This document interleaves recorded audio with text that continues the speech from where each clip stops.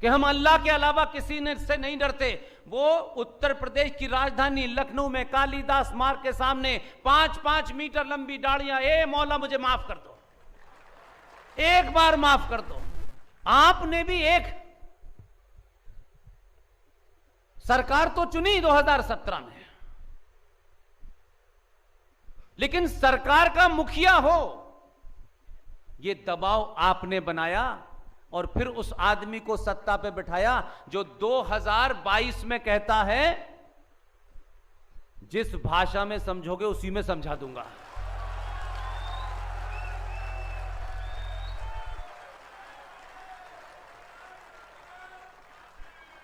और समझा रहा है,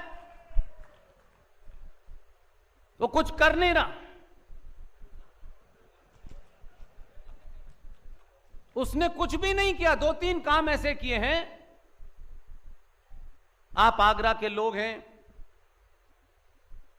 आपकी ज्यादा बड़ी जिम्मेदारी है।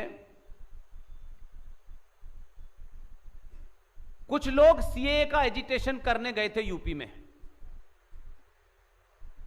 उसने रोका नहीं। उसने कहा यह आपका लोकतांत्रिक अधिकार है, आप करें, सार्वजनिक संपत्ति को नुकसान न पहुंचाएं। आप तस्वीरें भी नहीं देखते। कभी कभी तो सनातनियों को मौका मिलता है कुछ अच्छी तस्वीरें देखने का, देखा करिए अखबार में, टेलीविजन में जाके देखिएगा जो तस्वीरें मैं बता रहा हूं आपको। कुछ लोगों ने सुना ये पागल सा आदमी है, गेरुए वस्त्र पहनता है, इसे आता क्या है। उसकी बात को अनसुनी कर दिया कुछ लोगों ने। रेल भी जलाई, बस भी जलाई, क्योंकि उसके पास कोई और काम ही नहीं है। उसने सबकी वीडियो बनवा ली और उनकी तस्वीरें सार्वजनिक लखनऊ में लगा दी गई, हर चौराहे पे। ये मुफ्ती साहब, ये कारी साहब, ये हाजी साहब ये कर रहे थे। उसने तस्वीरें लगाई तो यकायक हमारे देश में काला कोट पहनने वालों की आत्मा जाग गई। उन्होंने कहा यह तो मानव अधिकार के खिलाफ है, लिहाजा इसको हटाया जाए। लेकिन जब आपसे मैंने कहा कि आप चुन किसे रहे हैं, यह ध्यान में रख के चुनिए।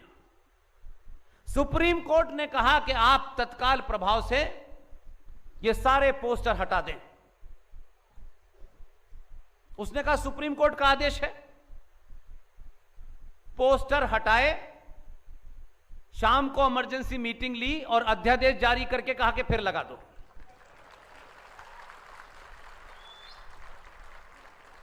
और जिन जिन के पोस्टर पे तस्वीरें थीं उन सब के घर में नोटिस भी भेजा कि ये बस इतने की थी, इतनी जली थी, इतना पैसा कल तक देना है।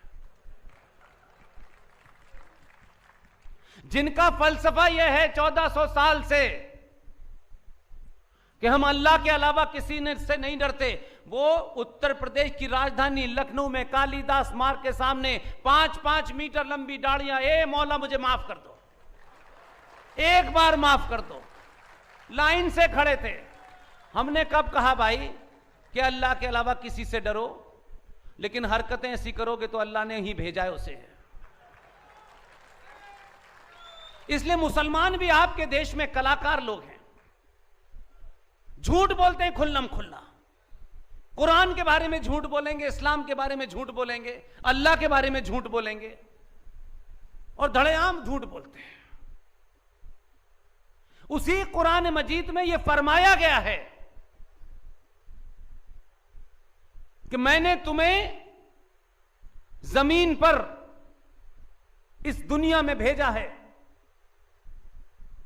लेकिन साथ में कुछ इंस्ट्रक्शन भी दिए हैं, कुछ हिदायतें भी दी हैं कि मेरे बताए रास्ते पे चलना, और अगर इस रास्ते से तुम हटे तो उस कुरान पाक में लिखा हुआ है कि मैं जमीन पर ऐसे लोग भेजूंगा जो तुम्हें रास्ते पे ले आएंगे।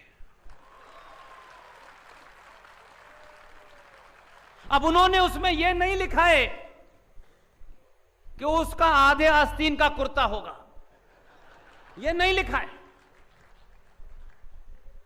बहुत समझाया पहले वाले ने। ये बात रिपीट बार बार इसलिए करता हूं कि जो लोग कुरान को सर पे लेके चलते हैं उसे पढ़ लें। 14 वाले ने कई योजनाएं चलाई इनके लिए, छोटे भाई का पजामा, बड़े भाई का कुर्ता, कहा के ढंग के कपड़े पहनने। इन लोगों को लगा हमने अच्छे अच्छों को देखा है, इसको भी देखते हैं। अल्लाह ने कहा, कोई मौलवी हो तो सुन लीजिएगा, पूछ लीजिएगा, मैं कह रहा हूं ये बात। अल्लाह नाराज हुआ तो 2017 में आपके यहां भी एक भेजा।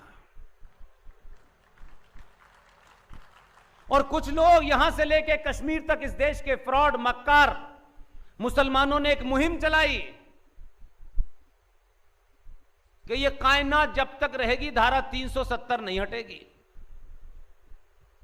एक साहब ने कहा 200 साल भी अगर ये रहें सत्ता में तब भी नहीं हटने वाली है।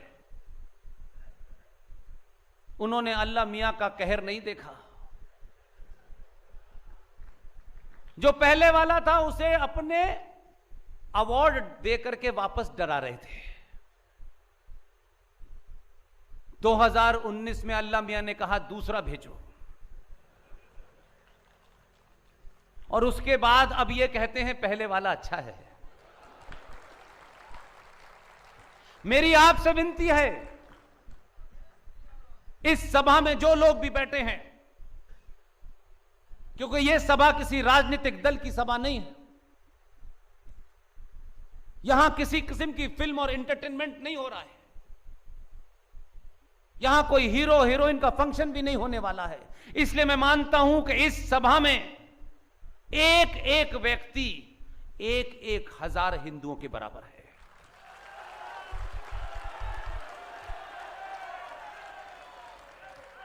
आप आसानी से किसी को सुनने आते नहीं हैं, लेकिन यह भी बात है कि जब सुनने आते हैं तो पूरी दुनिया को इस हॉल के बाहर निकल के सुनाते भी हैं।